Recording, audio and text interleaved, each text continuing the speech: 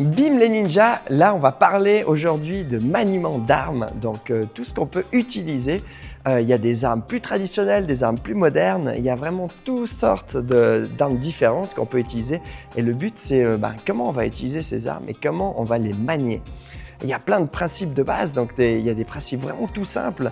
Donc le relâchement, d'être vraiment relâché en fait quand on a quelque chose dans la main. Par exemple, ça peut être des armes qu'on peut trouver directement sur les tables, donc qu'on peut utiliser par exemple des bouteilles, des verres, des cendriers, etc. Tout ça peut se transformer en armes. Donc quand je parle de maniement d'armes, je parle aussi bien des choses qu'on peut trouver dans la vie de tous les jours ou des armes traditionnelles, donc des armes un peu plus anciennes.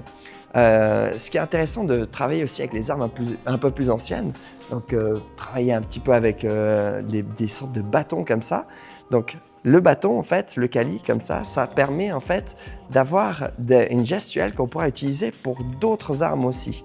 Ça permet en fait de faire que le poignet en fait il soit bien flexible, qu'il soit bien relâché pour que dès que j'ai une arme ou quelque chose que je vais utiliser comme arme, je ne me sente pas crispé mais je me sente relâché pour avoir un mouvement fluide. Okay, on va regarder aussi le maniement du katana. Okay, donc là j'ai des armes en plastique en fait pour travailler, pour pas se faire mal. On a aussi des sortes de petites machettes comme ça, okay, aussi en plastique pour travailler. Donc on peut travailler justement comme je vous ai dit, c'est un peu comme le style du kali, donc du petit bâton.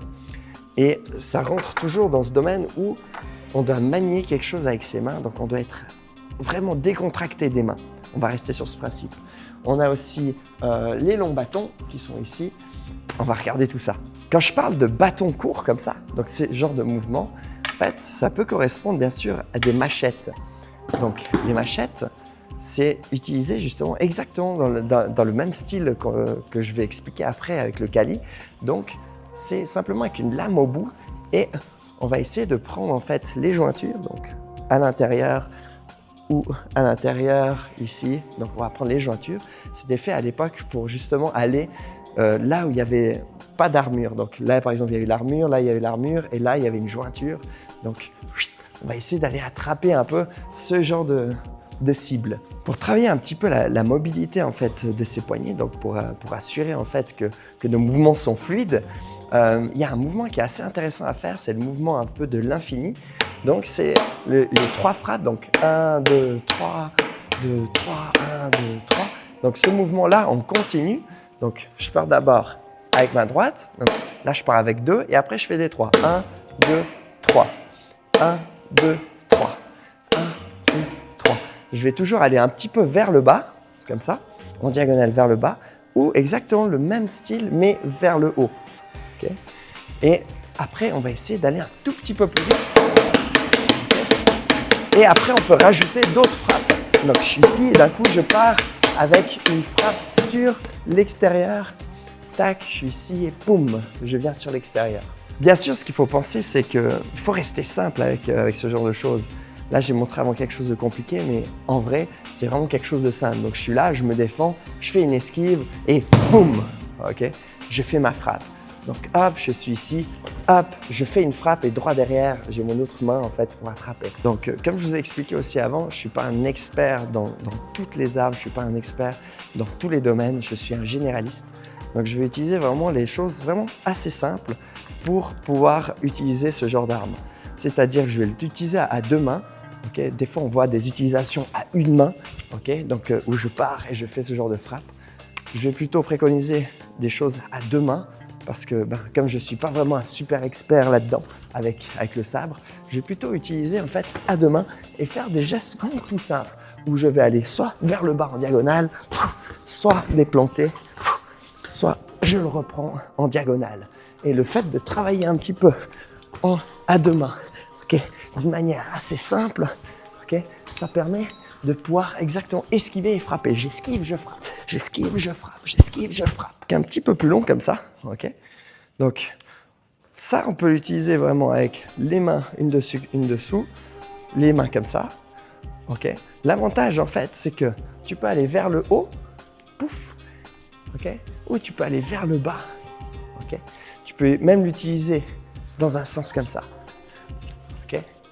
Et l'avantage, c'est que tu peux le glisser pour avoir un maximum de distance. Okay? Et avec ces distances-là, tu vas essayer de t'entraîner à être toujours, comme j'ai dit avant, mobile sur les poignets. Okay? Et en plus de ça, tu peux essayer de le tournoyer un petit peu dans tous les sens. Ça, c'est plus pour travailler de la mobilité. Donc avant, il disait qu'il y avait des lames au bout de ce bâton, donc des lames ici. Mais je trouve que c'est vraiment pour travailler un peu de la mobilité. Okay? Donc tu fais ce genre de geste ou ce genre de geste. Et après, il faut que tu te sentes stable. Et quand tu mets les frappes, tu dois être stable. Et pas très compliqué, mais vraiment laisser aller. Laisser aller la frappe et être stable. C'est pour ça que tous les exercices avec la terre, donc les appuis, ils sont importants avec les armes parce que au moment où je fais mon geste, je ne peux pas rester avec mes jambes tendues. Je dois vraiment avoir de l'équilibre dans mes frappes. Boum, boum, boum. Okay? Pense aussi que même les bouteilles en PET, comme ça, en fait, ça peut devenir des armes. C'est-à-dire, en fait, si je le compresse avec la main et que je viens taper, j'ai quand même de la force et il y a une partie qui est dure ici. Donc, je vais pouvoir taper au niveau des côtés, au niveau des tempes, au niveau du cou.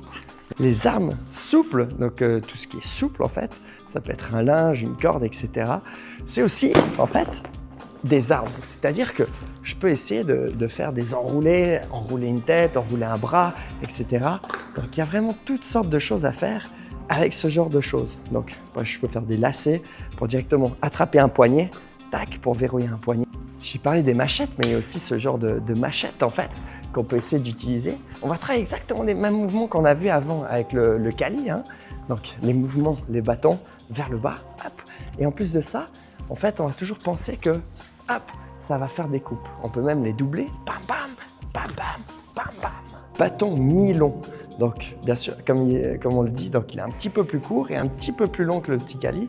Et ça se travaille entre les deux. Je peux aussi bien faire des gestes comme on a vu avant au Kali que des mouvements, en fait, au long bâton. Okay? L'avantage, en fait, c'est qu'il est beaucoup plus maniable et on peut plus vite changer de direction. Okay? On peut le tenir vraiment d'une manière comme un bâton, en fait, de berger. Et en même temps, on peut utiliser comme un long bâton ou on peut utiliser comme un Kali. Okay? Je vais juste des fois rajouter une deuxième main. C'est pour améliorer mon mouvement, pour donner de la vitesse et du balancier, en fait, sur mes armes. Des armes, donc on peut se retrouver avec du Kali contre Kali. Donc là, on peut faire ensemble donc, le mouvement de croix, tac, tac. C'est simplement en fait de rester relâché et travailler un peu ce mouvement de croix comme ça. Hein.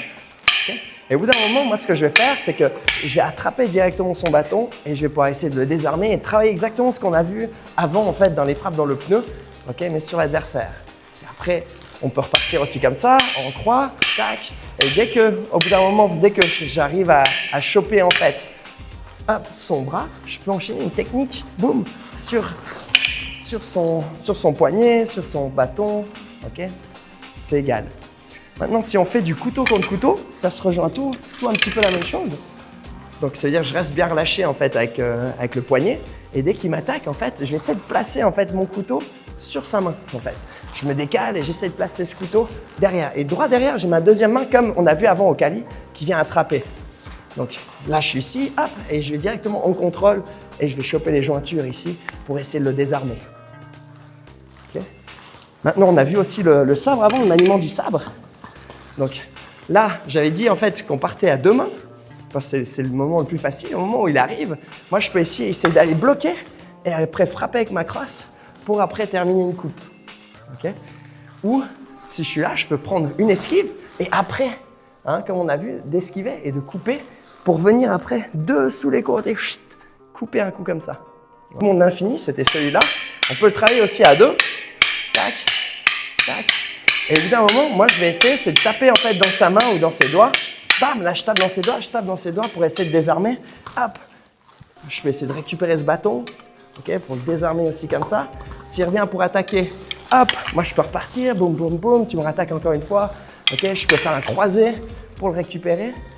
Mais c'est tous les mouvements qu'on a vus avant en fait sur le pneu, okay, qui permet après de pouvoir maîtriser le double bâton ou le bâton simple. C'est-à-dire par exemple, s'il m'attaque avec le bâton simple, c'est tous ces mouvements où je vais le désarmer et maîtriser son bras avec un bâton ou avec deux bâtons, okay, avec toutes les positions, etc. Ça, on voit tout en détail en fait dans les cours.